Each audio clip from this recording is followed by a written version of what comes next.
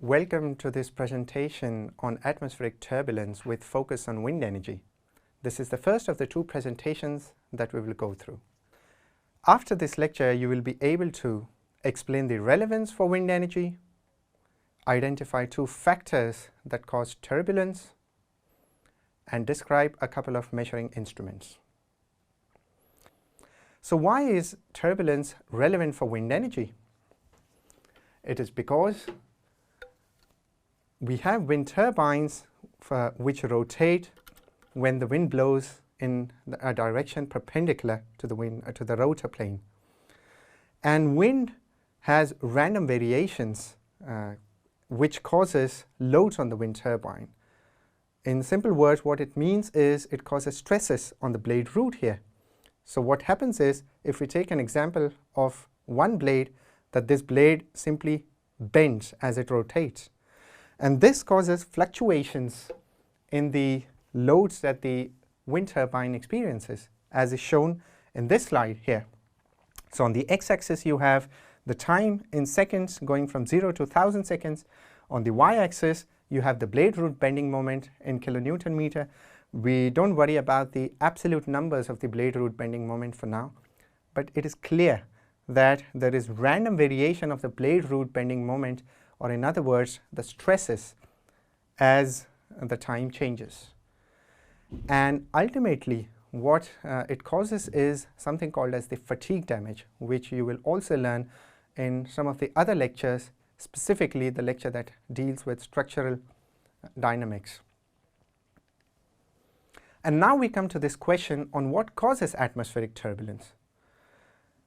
Basically, what we have to imagine is that if we have air parcels in the atmosphere which are stacked on top of each other, then the air parcels which are very close to the ground simply have no velocity, and the air parcels which are further away from the ground have a large velocity. Now what this causes is a gradient in the wind speed as one moves from air parcels which are closer to the ground to air parcels which are higher up in the atmosphere. And this gradient, or the difference in the velocity as one goes from the ground to higher up in the atmosphere, is what causes atmospheric turbulence, or mixing of the air parcels. An example here is given where we have a lot of trees on the ground, which causes friction when the air parcels move, and therefore the velocity of the air parcels closer to the ground is almost zero, as compared to the velocity of air parcels which are higher up in the atmosphere.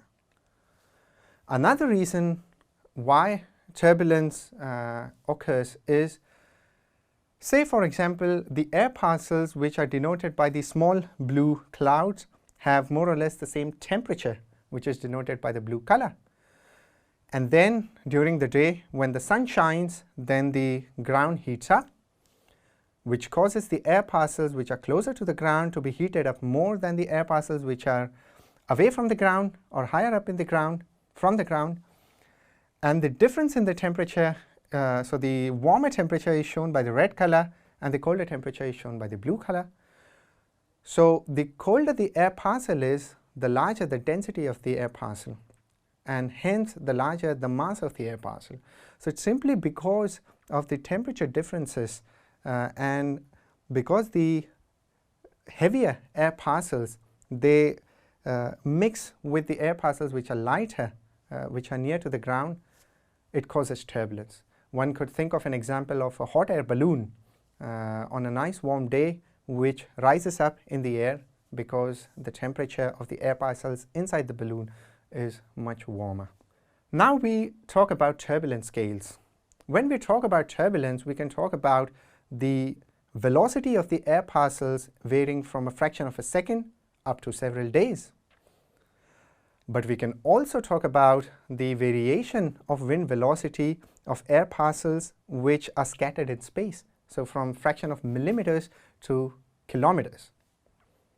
In this lecture and also in the following lecture, the focus will be on microscale turbulence, that is the variation of the velocity of the air parcels from a fraction of a second up to 1 hour. Let's take a look at instruments used to measure wind speeds. The first instrument that we C is the cup anemometer, which looks like this.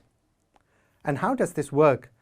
So you install a cup anemometer on a meteorological mast or some steel structure with booms or another steel structure protruding from the mast, and you simply mount this instrument on top of that. When the wind blows, for example, as a demonstration, then the cups, which are conical here in shape, they simply rotate with the wind speed, and the rate of rotation is proportional to the wind speed. This is how you measure the wind speed using cup anemometer. Another commonly used instrument is the sonic anemometer, and this is a more reliable instrument to measure the fluctuations of the wind of the air parcels at much smaller time scales. And this is how a sonic anemometer looks like. So you have a transmitter and a receiver on 3 different axes. Then you emit the acoustic pulses from the transmitter, which is received by the receiver and then sent back.